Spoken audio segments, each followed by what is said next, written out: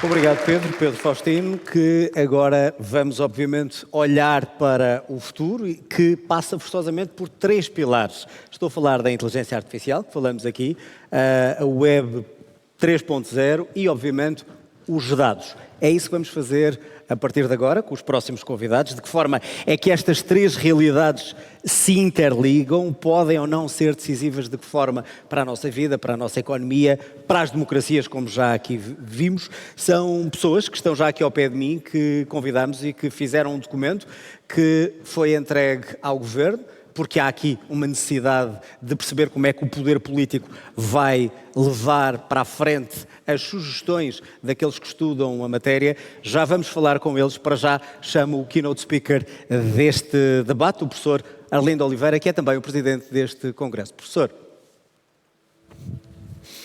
Muito obrigado.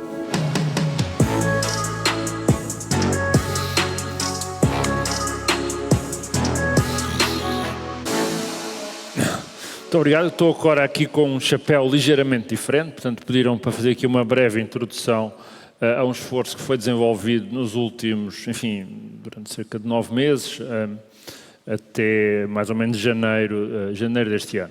Portanto, foi um pedido pelo governo anterior, em particular pelo engenheiro Mário Campo Largo, que tinha na altura o Pelour, que fossem elaboradas de forma coordenada 3 documentos que correspondiam à Estratégia Nacional de Inteligência Artificial, à Estratégia Nacional de Dados e à Estratégia Nacional do Web 3.0.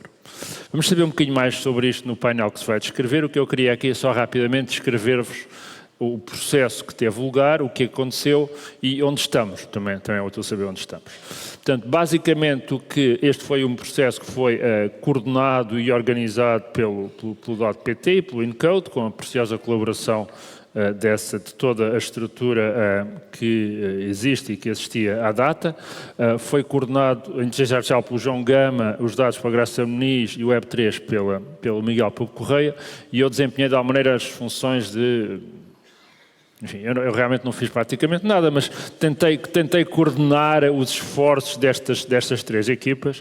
Estes esforços tiveram como objetivo garantir o alinhamento destas estratégias e os respectivos planos de ação, porque são coisas muito intimamente relacionadas. A inteligência artificial, os dados e também as novas tecnologias do Web3 têm uma forte relação, portanto não faria sentido elaborar estas estratégias de forma independente. Integrarmos as melhores práticas internacionais, portanto perceber o que já foi feito em níveis internacionais e especialmente toda a legislação e indicações que existem ao nível europeu e da União Europeia, e tirar partido de um sistema de um ecossistema de colaboração. Contámos com a participação ativa de empresas, de investigadores, de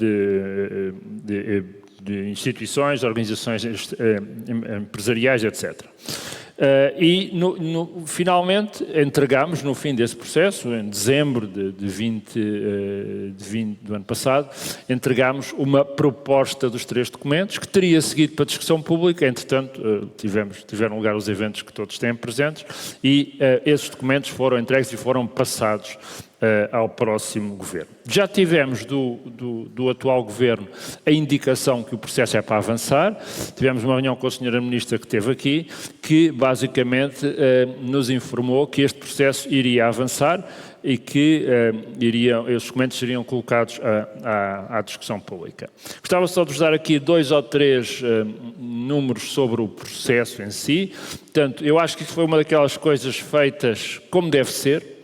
Tivemos recursos alocados para a elaboração das estratégias, não foi pedir a 2 ou 3 professores universitários que já não têm tempo nenhum, escrevam lá qualquer coisa. Portanto, tivemos recursos significativos alocados ao processo, houve um orçamento alocado, houve uma equipa de especialistas que colaboraram connosco, foram auscultados mais de 40 especialistas da área, recebemos mais de 300 contributos, foram também auscultadas várias dezenas de empresas e nessa área também recebidas centenas de contribuições.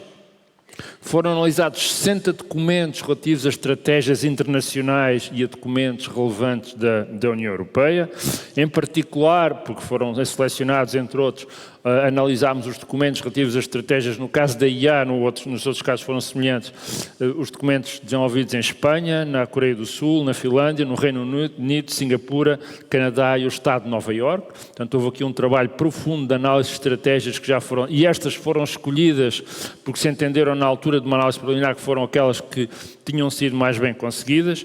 Todo este processo foi integrado através da elaboração de 3 documentos que correspondem às estratégias e 3 planos de ação com iniciativas concretas correspondentes a cada estratégia. Portanto, todo este trabalho foi entregue ao responsável. O responsável, o engenheiro Mário Campo Largo, passou ao novo governo, que tem todo este trabalho feito, que já manifestou a intenção de vir a aproveitar e, portanto, dar andamento a este trabalho. Enfim, provavelmente com renovação das equipas e etc., mas achamos que é um processo importante. Cada uma das estratégias tem uma visão, tem um conjunto de pilares, um conjunto de iniciativas, que não vou aqui detalhar, até nem temos a liberdade. Não vamos porque elas não são públicas. Ok, não são públicas, portanto, tem de ser assim por alto, está a ver? Tem de ser assim por alto.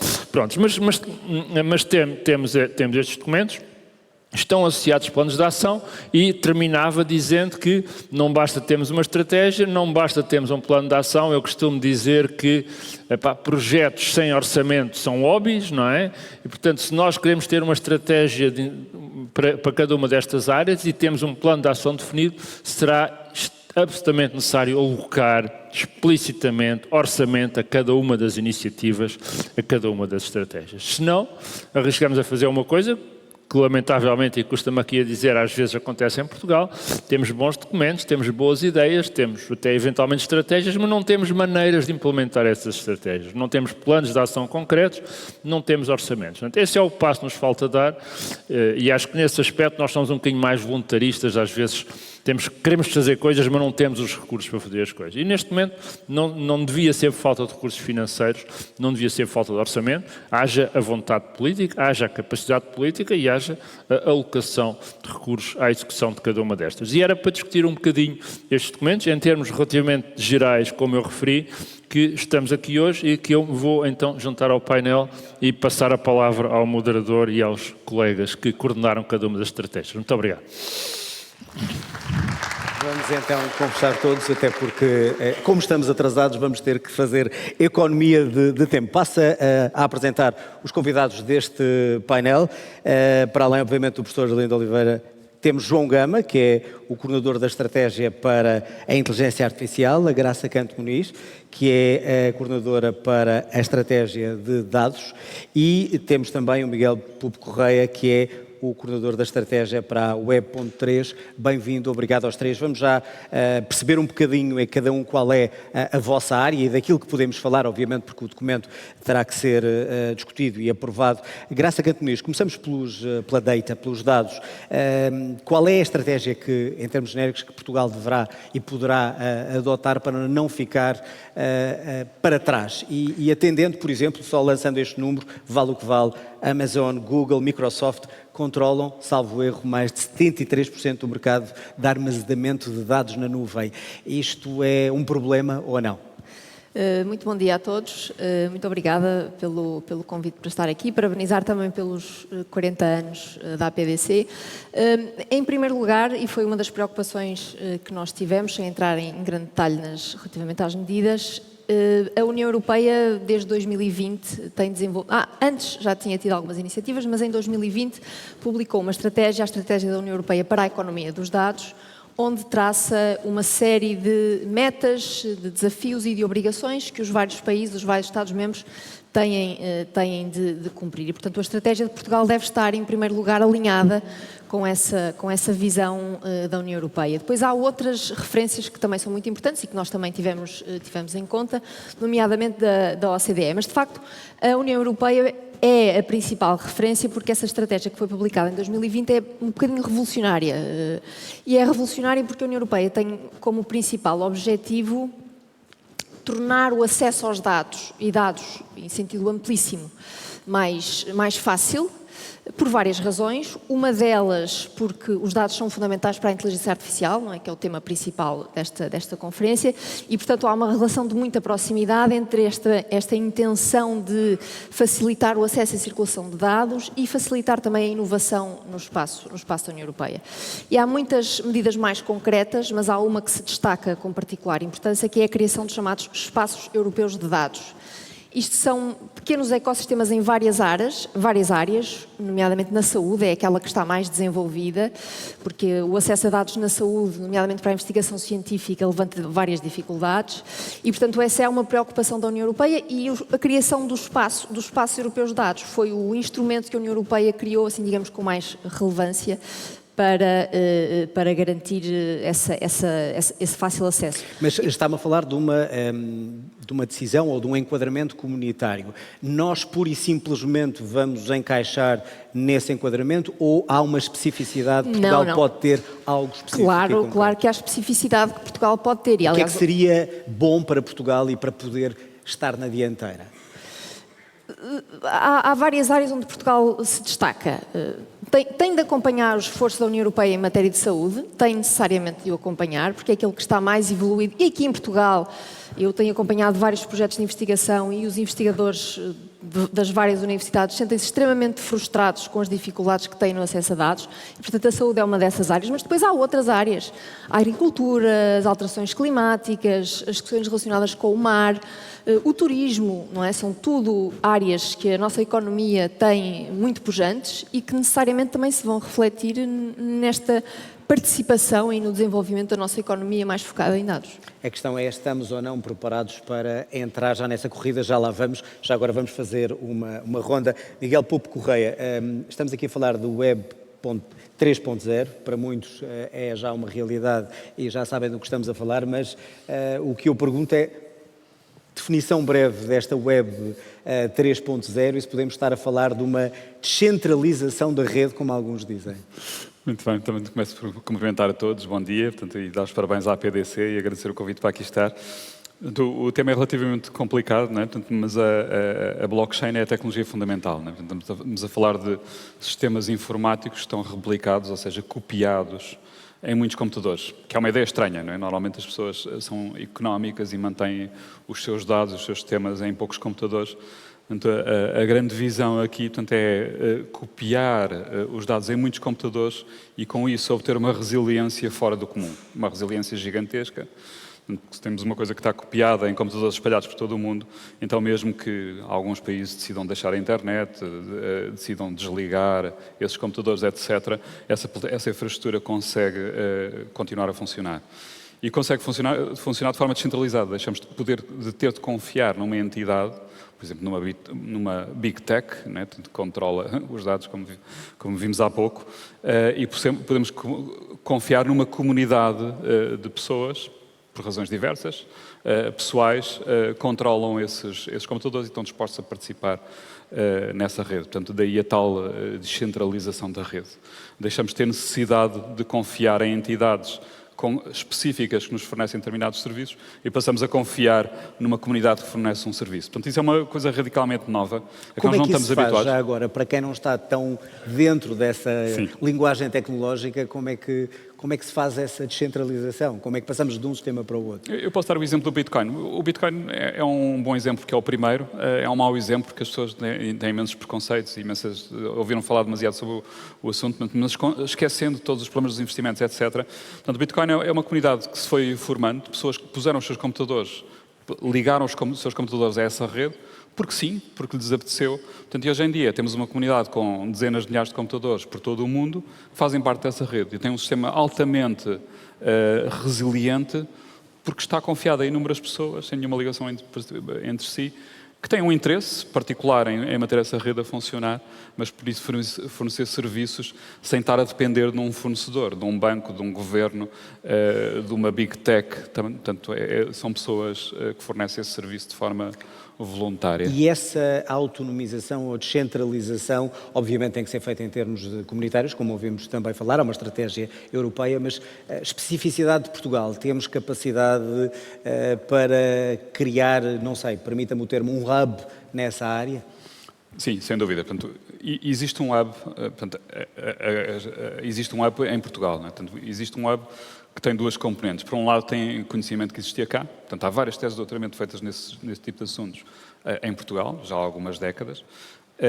E, para dar um exemplo, não é? Portanto, por outro lado, Portugal está a atrair, por causa das suas condições específicas e até está a atrair uma grande comunidade internacional que veio desta área, que vai viver para Portugal, não é? Portanto, por diversas condições. Portanto, nós temos capacidade, sim, sem dúvida nenhuma. O que temos é de trazer esta comunidade, que é uma comunidade informal e que vive fora da regulamentação habitual, para dentro de um suporte legal. Não é? Portanto, e é isso depois a visão da estratégia, mas suponho que depois falaremos disso.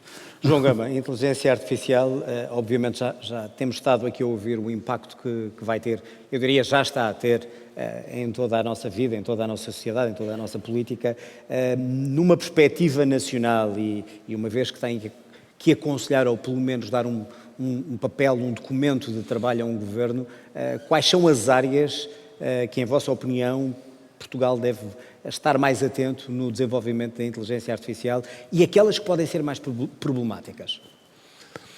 Bom dia a todos. Gostava de cumprimentar a APDC e agradecer o convite para estar aqui e parabenizar pela organização destes eventos, que é importante que a comunidade se encontre e discuta os problemas atuais. Portanto, e o tema da inteligência artificial, de facto, já está a mudar a forma como nós trabalhamos, como nós vivemos e como nós pensamos. Quanto às áreas em Portugal, aquelas áreas em que acha... Quando falamos da nossa vida é tudo muito genérico. Há algumas áreas específicas onde Portugal tem que estar mais atento e deve investir mais em termos de inteligência artificial? Portanto, há áreas onde Portugal pode ter um papel preponderante. Portanto, um deles é o processamento da linguagem natural, portanto, o processamento do português, como ferramentas computacionais para processar o português. Portugal é dos países que mais interesse tem. E é um tema que poderá privilegiar, por exemplo, colaborações com o Brasil. Também está interessado nesse tema. Por exemplo, a maior parte das consultas em português na Google dá resultados brasileiros. Portanto, seria uma coisa, algo em que a comunidade portuguesa devia refletir. Há outra oportunidade em que Portugal pode ter um papel muito relevante e tem particular interesse, é o mar. O Portugal tem a maior área em termos de área do Oceano Atlântico, mas explora muito pouco. Portanto, ferramentas tipo robôs, submarinos, autónomos, podem ajudar a tirar mais partido e maior benefício económico do nosso espaço. Estas seriam duas áreas onde Portugal pode ter particular interesse em apostar. Daqui a pouco já vamos falar de alguns projetos que já estão a ser desenvolvidos nessa área e no âmbito do PRR. Estava a ouvi-lo e estava a recordar-me de uma entrevista que ontem um ministro responsável pelo PRR falava, ou seja, precisamos de executar 80% ainda do PRR, atribuir, e temos esse problema eterno, a burocracia em Portugal. Um ser humano para analisar uma candidatura, salvo erro, demora 2 dias.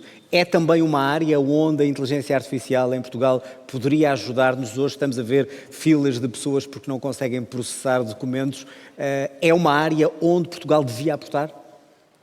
Eu quero entrar logo no documento. Eu sei que vocês não podem falar muito do documento. Eu agradeço imenso a sugestão e acho que seria uma excelente oportunidade de pôr a IA a funcionar. Eu participei em propostas de projetos que demoraram 1 ano a avaliar. Aí tem o exemplo.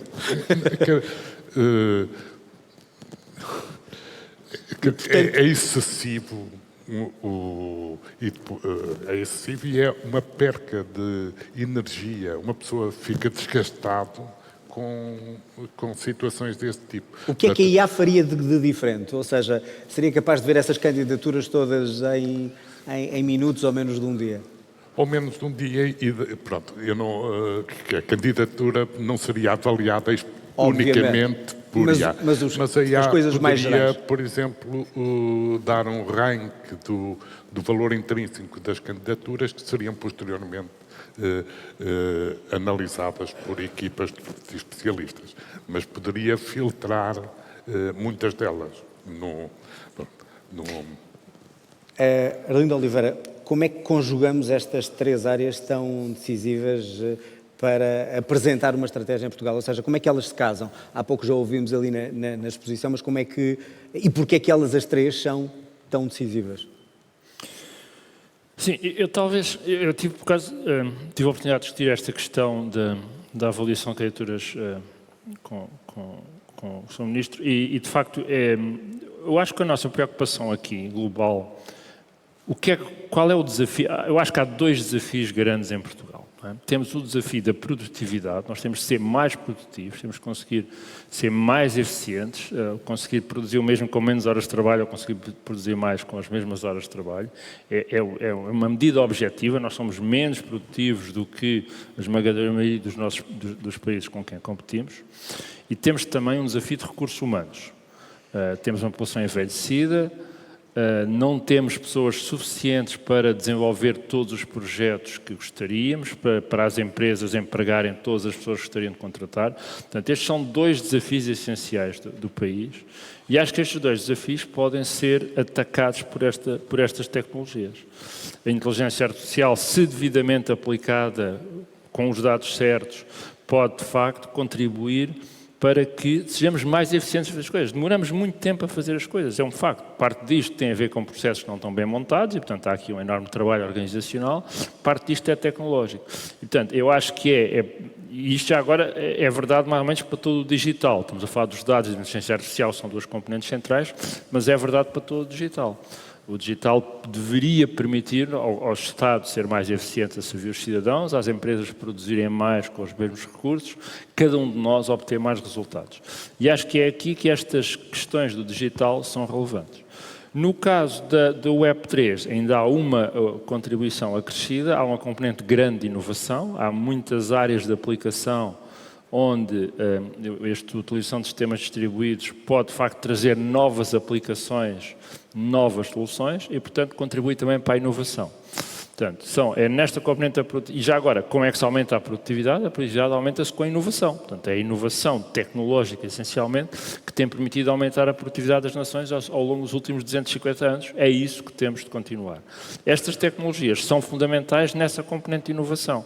Os dados já vimos que são o motor da sociedade moderna. É com os dados que podemos descobrir novos resultados científicos, novos produtos, tornar mais eficiente a identificação de fraude, etc, etc. E, portanto, é aí que estas coisas todas...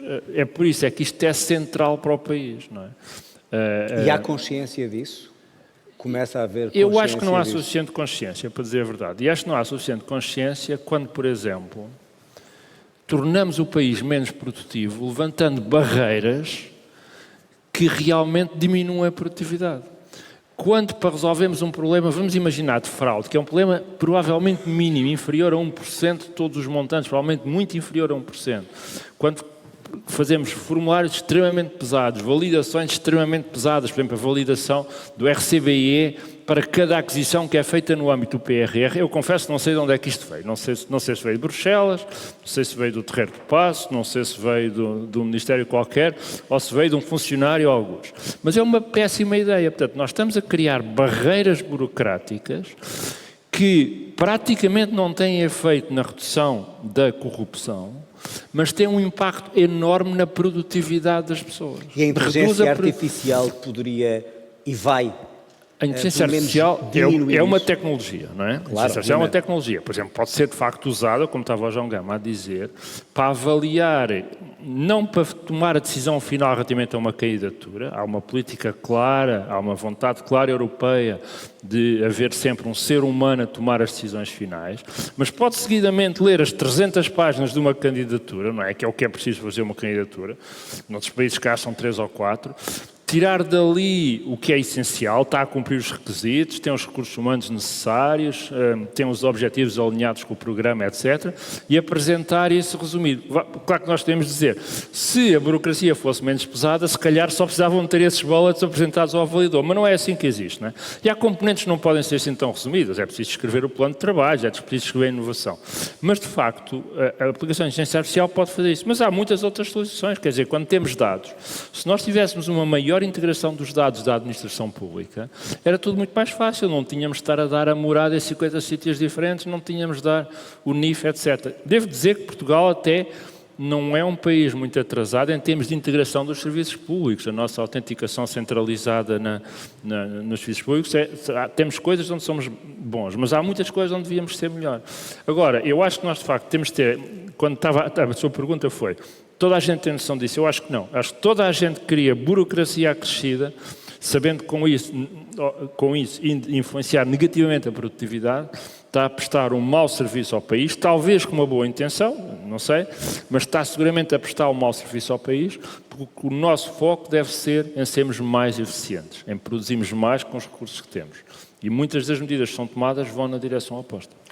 Graça Canto Muniz, quando falamos de dados, são para muitos já mais valiosos que metais preciosos, por exemplo, e por isso, obviamente, tem que ter algum cuidado. Quando estamos a falar de uma nova estratégia de dados com uma web 3.0, como é que vamos tratar esses dados? Da mesma forma que tratamos até agora, ou a partir de agora temos que ter ainda mais atenção como eles são disponibilizados e utilizados? Acho que posso falar pelas 3 estratégias quando digo que elas são transversais no sentido em que abrangem a administração pública, abrangem o Estado, abrangem o setor privado e todas tiveram uma grande preocupação com o cidadão, não é? Com a pessoa e com a maneira como todas estas estratégias e tanto a inteligência artificial, a utilização e o tratamento dos dados, como estava a dizer, e a Web3 também, vão ter impacto no cidadão. Já há muitas regras hoje em dia, nacionais, europeias e internacionais, que ditam como é que os dados devem ser usados. É uma questão de sermos capazes de as aplicar e de as conhecer, não é? Porque o tratamento de dados está hiperregulado, então na União Europeia há o Regulamento Geral sobre a Proteção de Dados, há o Regulamento da Governação de Dados, há o Regulamento de Dados, há o Regulamento da Inteligência Artificial agora, portanto há enquadramento jurídico para prevenir todo o tipo de riscos e de impactos que possa ter nas pessoas. E estamos a falar de dados que facilmente são armazenados quando utilizamos a web, mas há dados que precisamos já de os utilizar e muitos deles ainda não estão na web. Como é que Portugal está neste processo? Ou seja, quando falamos de administração pública ou de outro tipo de, até médicos, até de saúde, como é que fazemos esse processamento de dados para que esteja já pronto para que tudo isto funcione? Como eu dizia, a arquitetura jurídica existe e depois há 2 problemas relacionados entre si. Um é o problema das pessoas, mais uma vez voltamos sempre às pessoas, que algumas delas não conhecem as regras e, portanto, têm uma certa aversão ao risco em dar acesso aos dados. Estou a falar de hospitais, universidades, enfim, o que seja. E, por outro lado, além do problema das pessoas, depois também há algumas dificuldades na parte do armazenamento e das infraestruturas propriamente ditas e até questões de segurança da informação e de cibersegurança, não é? Isto por um lado. Mas eu diria que o principal problema e uma das coisas que também acho que foi uma preocupação em todas as estratégias é trabalhar muitas pessoas, como dizia o professor Arlindo, não é? E o conhecimento que as pessoas têm, não só das tecnologias, mas também do enquadramento jurídico que existem e daquilo que podem e não podem fazer. Portanto, eu diria que o ponto principal é mesmo a questão da literacia digital, que é uma preocupação que foi transversal às três matérias aqui. Temos aqui, não só aqui, mas também os que nos acompanham a nível virtual e na web, nesta altura, em streaming, esta conferência, muitos empresários. E dados significam também capital. Significa algo que é valioso para poderem conhecer os clientes e também poderem ter mais lucro, desenvolver mais postos de trabalho, etc. Como é que as empresas podem e devem entrar, e permita-me o termo, nesse mercado de dados de forma obviamente legal, ou desenvolvê-lo? Para mim esse é o grande desafio, porque eu há bocado esqueci-me de dizer, em Portugal e um pouco por toda a União Europeia, nós estamos a duas velocidades, no sentido em que os chamados dados abertos, que é a capacidade que a administração pública e o Estado têm de disponibilizar a informação que têm sobre si, é uma preocupação há muito mais tempo. E agora a União Europeia introduziu esta preocupação também alargando ao setor privado. E depois há aqui questões muito sensíveis que se podem colocar nesse esforço dos empresários de querer dar acesso aos dados sobre sobre a sua própria empresa, não é? E depois há questões de propriedade intelectual, há questões de concorrência que se colocam, mas, mais uma vez, isto é uma especificidade da União Europeia e um pouco também de outras organizações internacionais. Há aqui uma grande preocupação, como dizia, com o facto de 4 ou 5 grandes, as chamadas Big Tech, concentrarem uma grande quantidade de informação. E muitas destas regras e destas estratégias, digamos assim, pensadas a nível internacional, são pensadas muito tendo em vista essas grandes empresas e não tanto o pequeno e médio empresário. Não é? Porque a ideia aqui também é... E deveria ser também o pequeno e médio empresário? Deveria, claro. Podemos nós nacionalmente Claro fazer que isso? sim, claro que sim. E mesmo a própria União Europeia, em termos globais, está muito preocupada com a sua posição geopolítica nesta matéria, não é? Porque olha para um lado e vê os Estados Unidos com essa capacidade económica e de concentrar informação sobre as empresas e sobre as pessoas, não é? Por exemplo, a Meta tem muita informação sobre os cidadãos, mas a Amazon terá muita informação sobre empresários, não é? E sobre produtos e serviços. E por outro lado, olha para a China e vê um modelo de dados e de governação de dados muito diferente, não é? E a União Europeia, no fundo, está aqui à procura do qual é que é o seu modelo, qual é que é o seu padrão. Agora, com essa preocupação de encontrar alternativas às Big Tech, não é? Que têm, de facto, uma capacidade enorme de concentrar os dados. Não quer dizer que os pequenos e médios empresários não estejam também a ser considerados, claro que estão, mas aí, de facto, os esforços nacionais podem fazer mais a diferença do que propriamente uma perspectiva macro, digamos assim.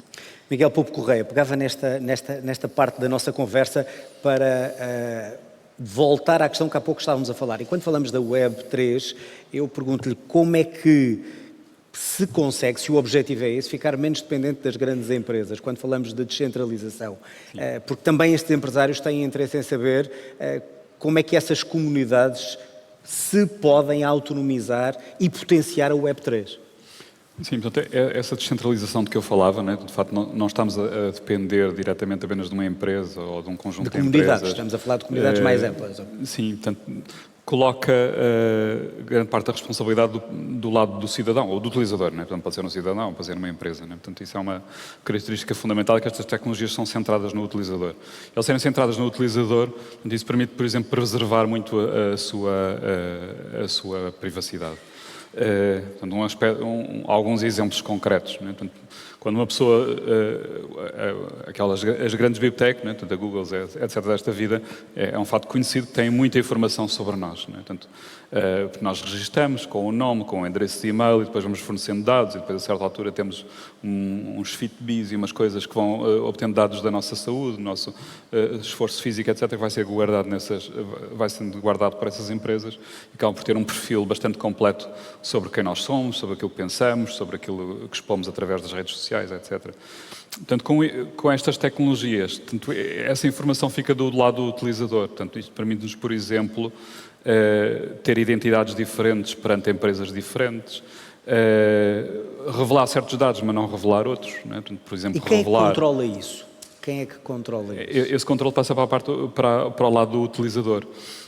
E isso já é possível hoje em dia. Portanto, o que acontece é que hoje em dia isso é feito de forma ad hoc por comunidades que vão surgindo na internet e que vão desenvolver este tipo de coisas. E a ideia da estratégia é digitalizar, não desta forma ad hoc, mas de forma mais organizada, e o país, né? Tanto a função pública, tanto as empresas, dar os instrumentos para utilizarem estas tecnologias. Portanto, a estratégia tem que ver com transformação digital, não é? Com a digitalização dos nossos processos. E como, representando de forma digital, valor, né? Do valor é óbvio, né? Porque é assim que surgiu esta tecnologia, com a Bitcoin, mas também direitos. Né? Passar a posse, também já existe, né? Portanto, a posse de um artigo de arte digital. Né? Portanto, hoje em dia pode ser representada nesse tipo de plataformas, né? E pode-se saber que o dono sou eu, ou então o dono é alguém que é anónimo, que não revela quem é a sua identidade, mas que pode demonstrar que aquela peça que custou 100 milhões de euros, portanto, tipicamente um cyberpunk ou um macaquinho muito feio que custou 100 milhões de euros, pode mostrar que é seu. Né? Portanto, e a ideia com esta estratégia é evoluir isso para outras coisas, né? Para carros, casas, portanto, criar representações digitais, tokens. Há uma tradução portuguesa do regulamento europeu que se chama criptofichas, que é um termo altamente esquisito. Portanto, é criar representações digitais de diversas coisas que existem no mundo físico e depois permitir facilmente transacioná-las. E assim os riscos dinamizar não são maiores. Eu digo isto porque, ao ouvi-lo, lembro-me dos problemas que têm existido, por exemplo, com as criptomoedas. Como é que diminuímos os riscos quando falamos da Web3 e dessas comunidades, sem, ao mesmo tempo, as sufocar com leis e enquadramentos legais? Sim, isto traz perigos, não é? Como a inteligência artificial também traz os seus perigos.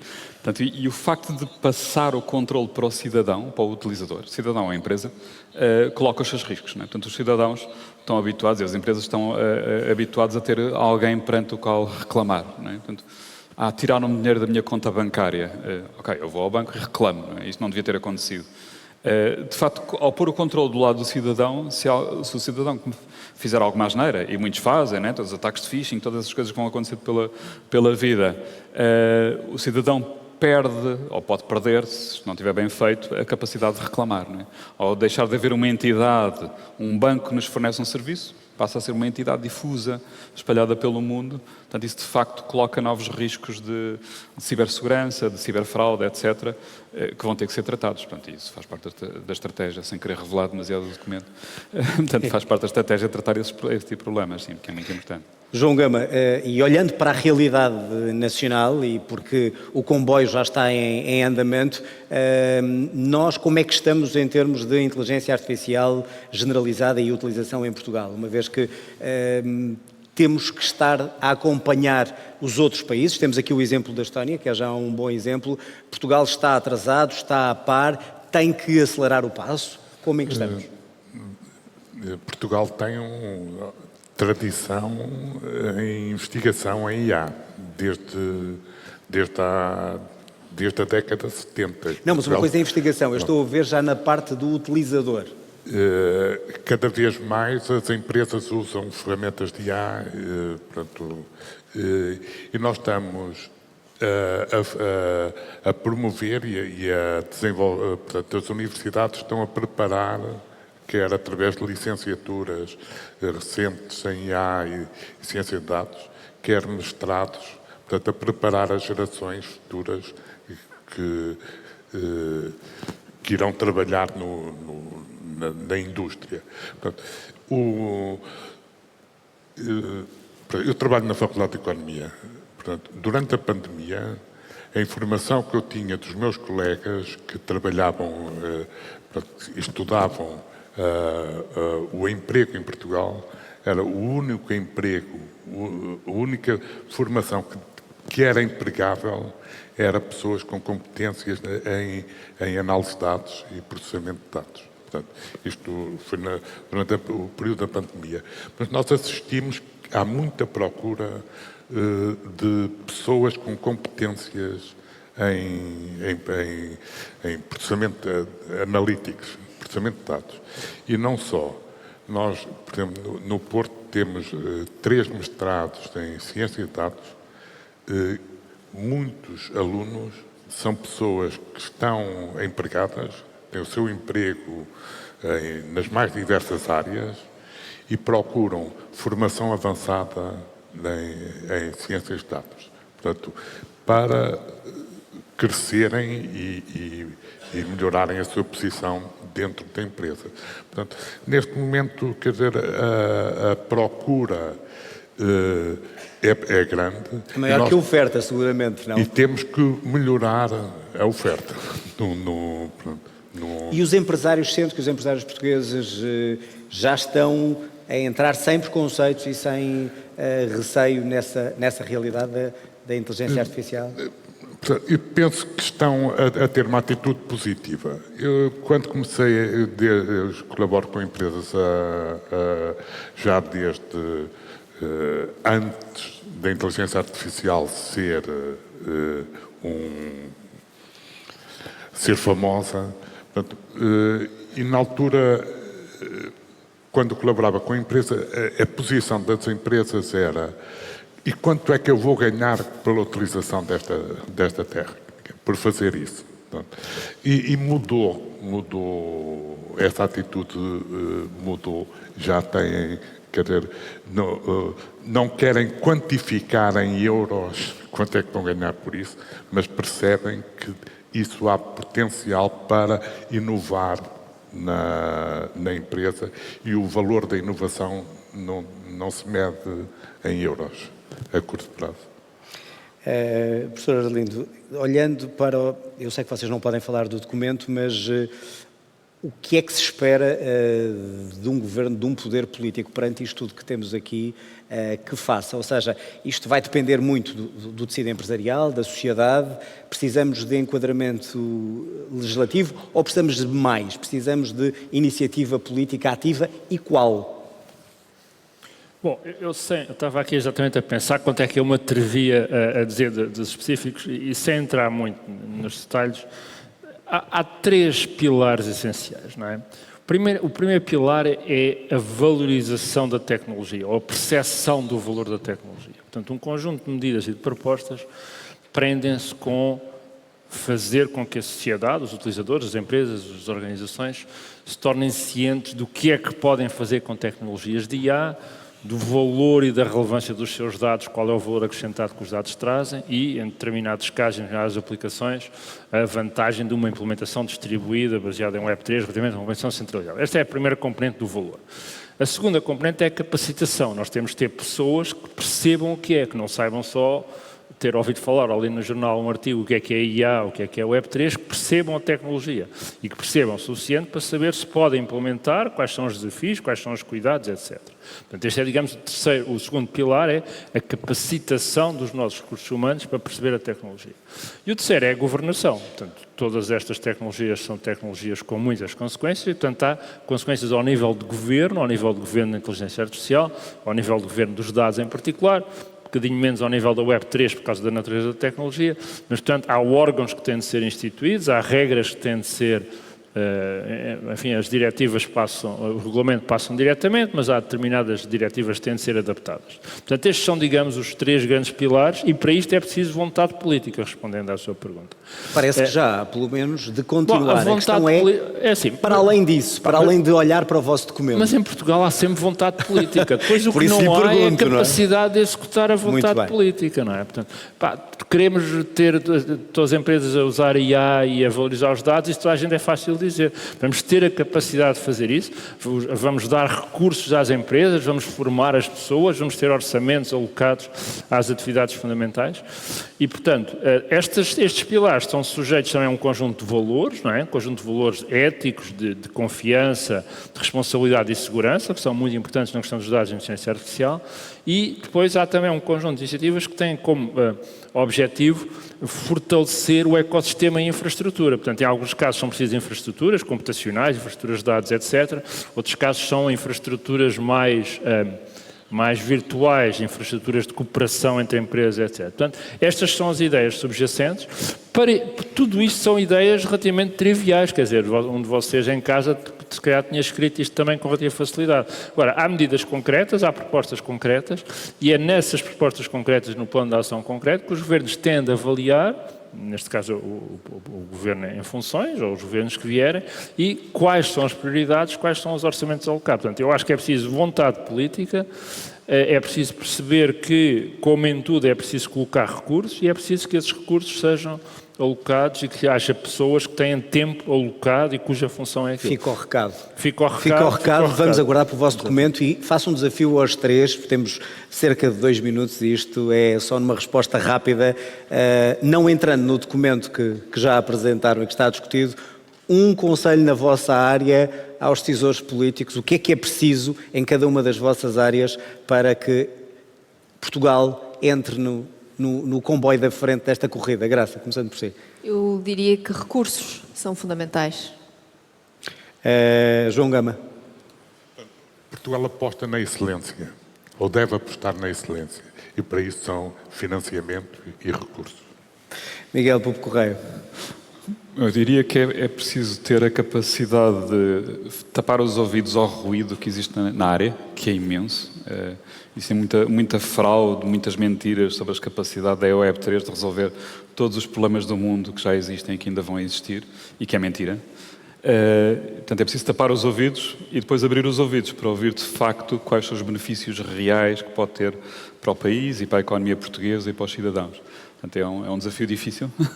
Fechar os ouvidos ao que não interessa e abrir ao que interessa para perceber uma tecnologia que é difícil, é mais difícil do que as outras porque é mais recente. Fica o vosso conselho, o vosso documento está entregue, aguardemos que chegue a bom porto e que possamos ser um bom exemplo, como são os próximos que vamos ver de outros 2 países. Muito obrigado aos 4 e agora, Carolina, vamos se calhar olhar para 2 países que já são um exemplo nesta matéria. Estou a falar da Espanha, estou a falar da Estónia.